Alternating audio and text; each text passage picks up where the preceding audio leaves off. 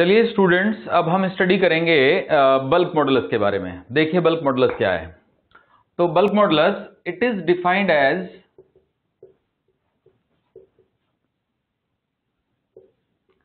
The ratio of hydraulic stress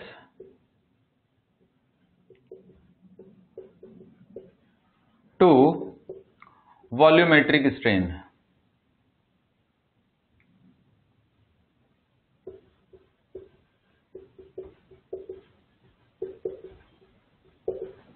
ठीक है, तो बल्क मॉडुलस के लिए सिंबल के यूज किया जाता है। कुछ लोग बी भी यूज करते हैं but most of the time के। So bulk modulus is hydraulic stress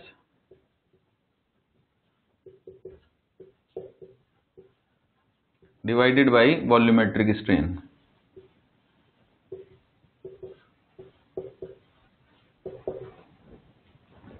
K और B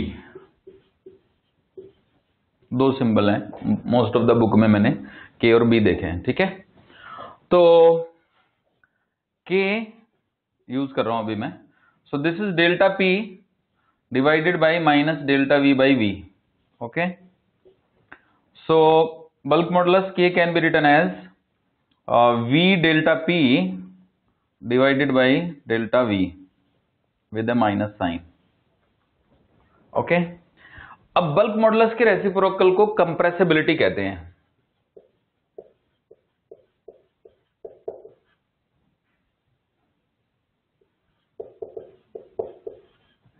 compressibility C is actually 1 upon K, 1 upon bulk modulus.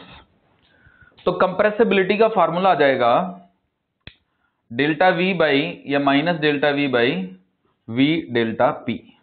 Okay, now think कौन से सब्सटेंस ऐसे हैं जिनकी कंप्रेसिबिलिटी हाई है। तो जो हाई कंप्रेसिबिलिटी है वो गैसेस की है। Gas can be easily compressed. Liquid की कंप्रेसिबिलिटी उसके बाद आती है और सॉलिड्स की सबसे कम है। So it means solids have maximum bulk modulus. Compressibility is highest for gases and compressibility is lowest for solid. C is highest for gases and lowest for solids. So bulk modulus is highest, it is highest for solids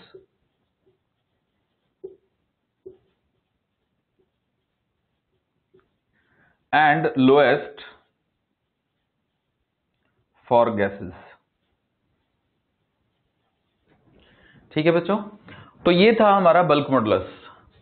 तो आगे बढ़ते हैं और आपको बताते हैं कि shear modulus क्या है।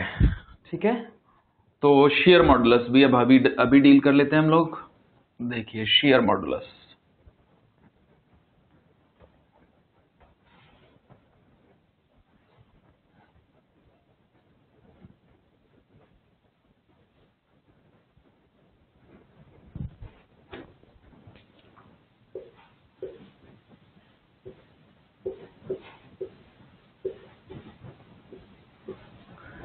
शियर मॉडुलस क्या होता है तो समझिएगा बच्चों।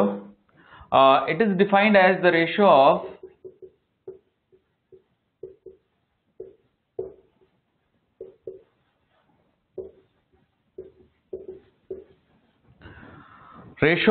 shear stress to shear strain।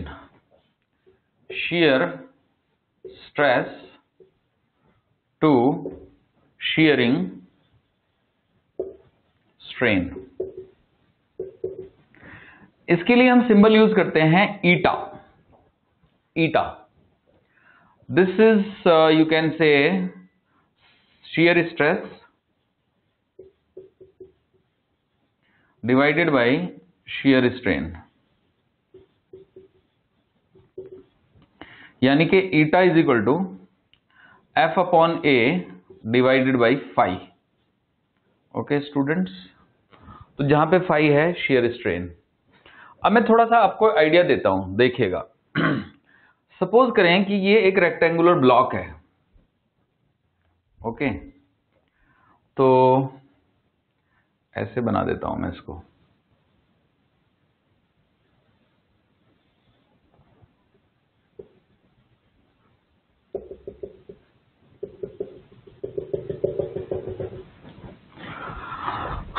इस रेक्टेंगुलर ब्लॉक पे इस तरफ एक फोर्स F लगाई गई है और इस तरफ भी एक फोर्स F लगाई गई है, ठीक है बच्चों। तो मान लीजिए कि ये जो लेंथ है इसकी वो L है, L का हालांकि कुछ होगा नहीं, ये जो हाइट है ये H है, और ये जो विड्थ है ये B है, B is the width.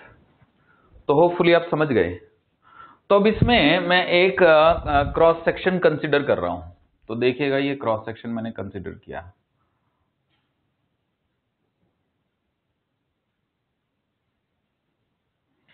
So you can see that this cross section is tilted cross section है ये। और ये मान लीजिए कि अगर मैं यहां से एक वर्टिकल लाइन बनाऊं, तो वर्टिकल लाइन जो है वो ऐसे बनेगी। कलर तो डिफरेंट है ही, तो कोई प्रॉब्लम नहीं है, ठीक है।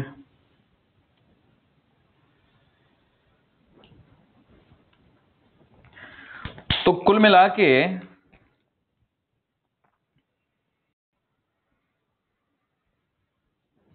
ये जो एंगल है ये मान लीजिए थीटा है, ओके। तो अब ये भी कुछ रेक्टेंगल टाइप बनेगा, ठीक है ना। तो ये प्रिज्म जैसा कुछ बन गया है।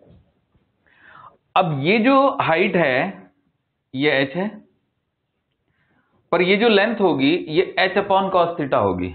This length is h upon cos theta, ये b ही रहेगी, okay. So this length is h by cos theta. तो मैं कहां पे लिखूं?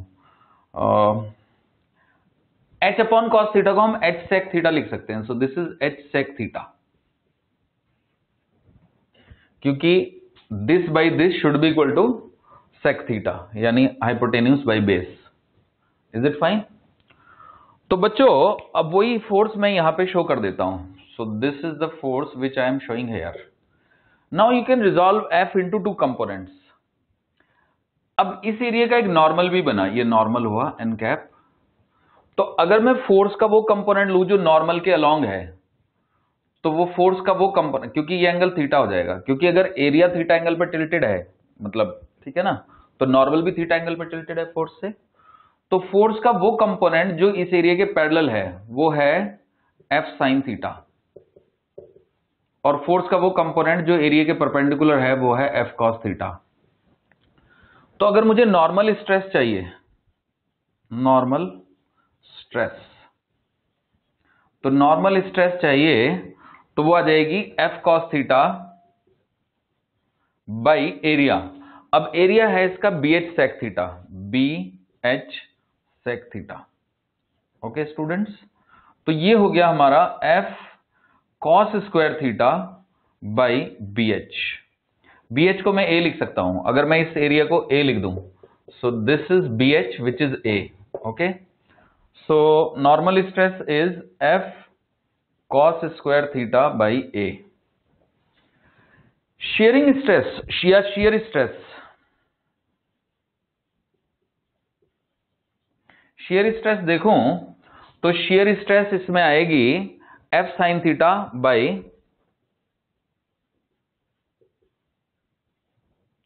F sine theta by BH sec theta,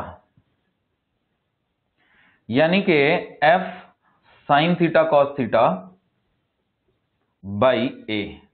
तो आप देख सकते हो कि एक ही रॉड में हमें मॉडुलस ऑफ रिजिडिटी भी यूज कर सकते हैं हम, और हम यूज कर सकते हैं इसमें यंग मॉडुलस भी, क्योंकि इसमें नॉर्मल स्ट्रेस भी है और शियर स्ट्रेस भी है।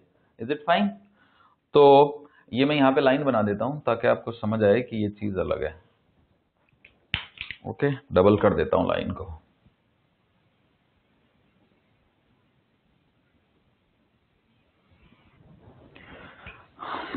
ठीक है, तो इस तरह से ये मैंने एक आइडिया दे दिया आपको कि शियर स्ट्रेस और नॉर्मल स्ट्रेस में फर्क है।